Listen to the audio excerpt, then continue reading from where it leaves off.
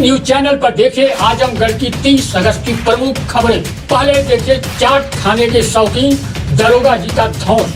देर से पहुंचा छोला तो थाने के एसआई हुए आग बबला। कहा कल से नहीं लगेगी तेरी दुकान।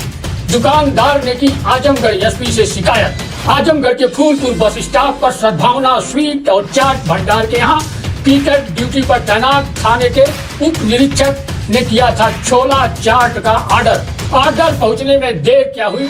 आग बबला हुए माखन सिंह ने दुकानदार को दी खुली चुनौती।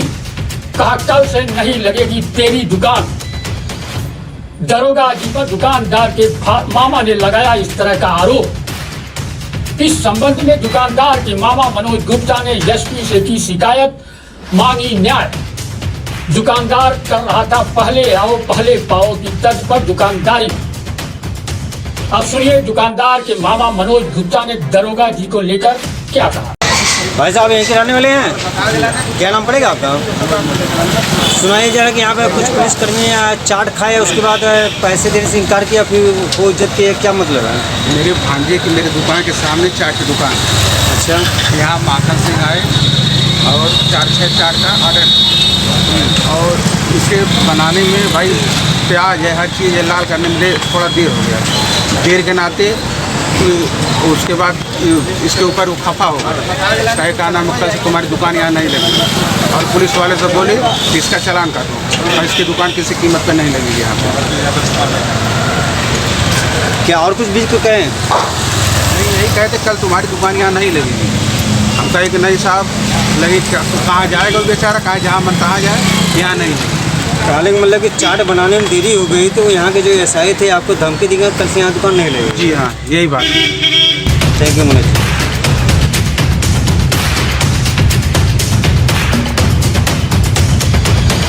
आजमगढ़ में नहीं थम रहा है अवैध शराब का कारोबार। हर थाना क्षेत्र में चल रहा था अवैध कारोबार। चला अवैध शराब के खिलाफ अभियान तो पकड़ में आए 18 धंधेबाज। 278 लीटर अवैध देसी शराब भी हुए बरामद। 171 ईंट भट्ठे पर मारे गए छापे। अवैध धंधेबाजों को 143 संभावित स्थानों पर भी हुई छापेमारी। 278 लीटर बरामद किए गए अवैध शराब। बरगढ़ थाने की पुलिस ने 39 लीटर शराब के साथ 2 को किया गिरफ्तार। चरवा पुलिस ने 38 लीटर शराब के साथ 2 को किया गिरफ्तार। जबकि रानी की सराय, जीयनपुर, बिलरियागंज, कप्तानगंज पुलिस के हत्थे चढ़े 20-20 लीटर शराब के साथ 4 कारोबारी।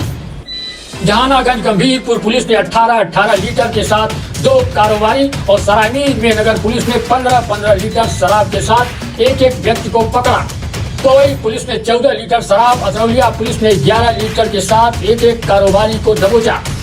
फूलपुर, देवगांव, मेहनाजपुर इलाके में भी 10-10 लीटर शराब के साथ 3 हुए गिरफ्तार।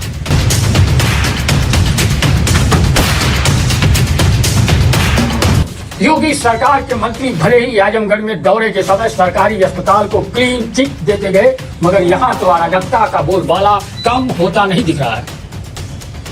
आलम यह है कि एक युवक को तो डॉक्टर के चैम्बर में ही दौड़ा कर पीट दिया गया।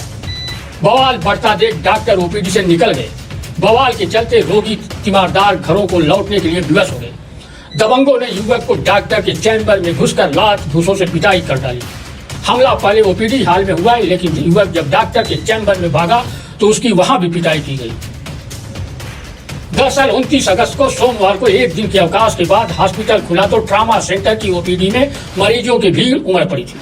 वहां हाफिजपुर निवासी आशीष भी पहुंचा था, जो कभी मरीजों की पर्ची लगाने का काम करता था। दिन के लगभग 11 बजे आधा दर्जन युवक पहुंचकर आशीष के ऊपर हमलावर हो गए। आशीष के अनुसार पिटाई करने वालों में कुछ दवा दुकानदार भी शामिल। वह लोग डॉक्टर के यहाँ से मरीज को अपनी अपनी दुकानों पर दवा खरीदने के लिए भेजने को कहते हैं।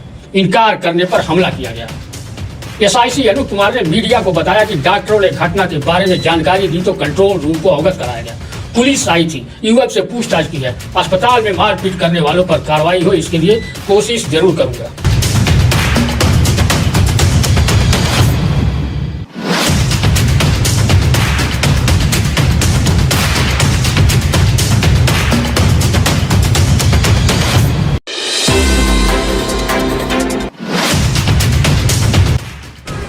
आजमगढ़ नगर मुख्यालय के बाद भाकपा ने लालगंज तहसील पर भी किया प्रदर्शन।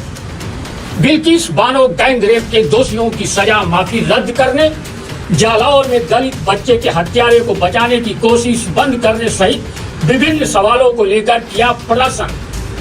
प्रदर्शन के दौरान राष्ट्रपति के नाम तहसील प्रशासन को सौंपा ज्ञापन।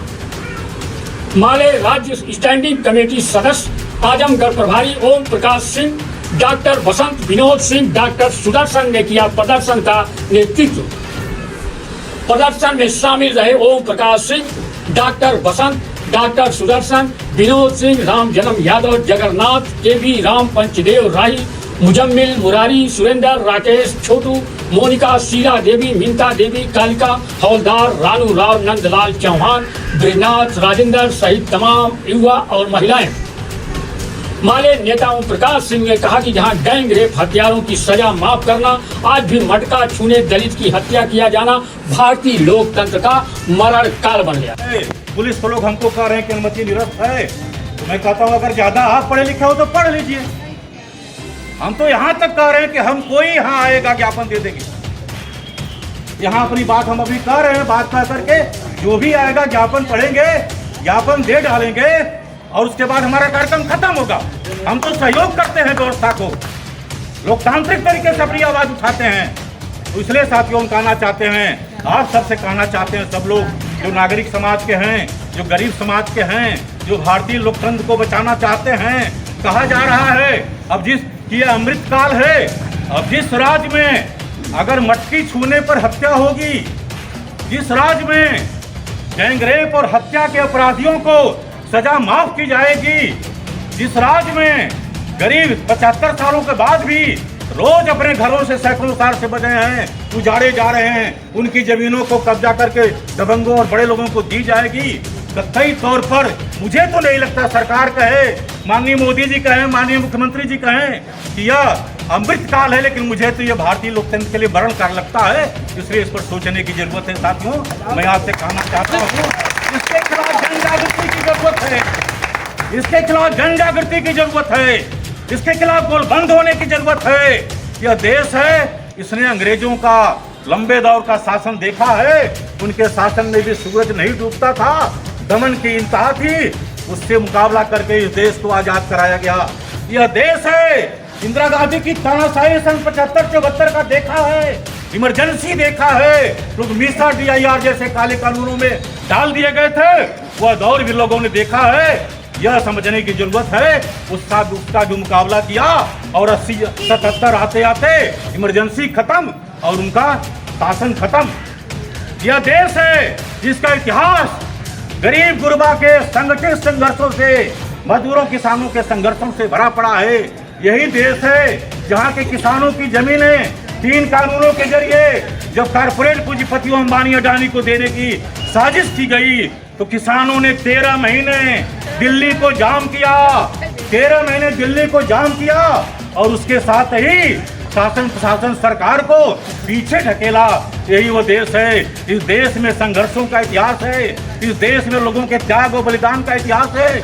हम इन सवालों पर जो जनता के सवाल हैं, गरीब गुरबा अपने घरों पर बसे हैं, उनकी जमीनें, उनकी बस्तियों की आज तक उनके नाम नहीं है। जब भी वो मरम्मत करते हैं या तो प्रशासन पहुंच जाता है रोकने के लिए, या अगर किसी गांव के जमींदार के नाम है तो कहते हैं कि इतना पैसा।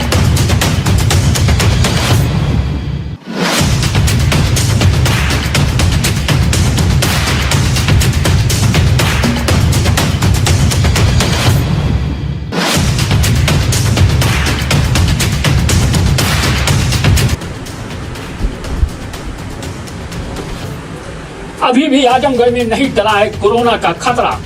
राजकीय मेडिकल कॉलेज में कोविड वार्ड में भर्ती वृद्ध की हुई मौत। कोरोना की चौथी लहर में मरने वालों की संख्या हो गई 10। मेडिकल कॉलेज के नोडल अधिकारी डॉक्टर दीपक पांडे के अनुसार मऊ जनपद का वृद्ध 25 अगस्त की रात गंभीर अवस्था में इमरजेंसी वार्ड में हुआ था भर्ती। जांच में कोरोना संक्रमित पाए जाने पर उसे कोविड वार्ड में किया था भर्ती। चौथी लहर में अब तक 73 मरीज हो चुके हैं भर्ती, जबकि 62 स्वस्थ होकर डिस्चार्ज हो चुके हैं। 29 अगस्त को भी 916 लोगों के सैंपल की जांच में 5 और पाए गए पॉजिटिव।